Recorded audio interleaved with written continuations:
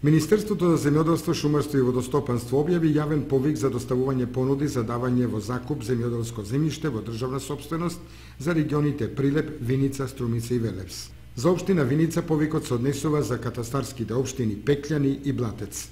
Предмет на овој јавен повик може да биде само слободно земјоделско земјиште во државна сопственост, врз кое нема воспоставено право на закуп и плодоуживање, за кое не се води постапка за денационализација или постојат други пречки за доделување на земјиштето во закуп.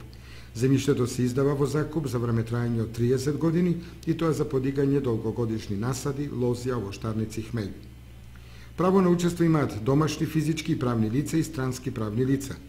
Физичките лица, освен геодетскиот елаборат, понуда за износот на годишната закупнина, доказ за подмирени јавни давачки и други документи кои се дефинирани како услови во повикот, наместо бизнис план треба да достават програма за користење на земјиштето, во која се содржани основните податоци за семејството, техничко-технолошката опременост, целта за која ќе го користи земјиштето, пазарните аспекти.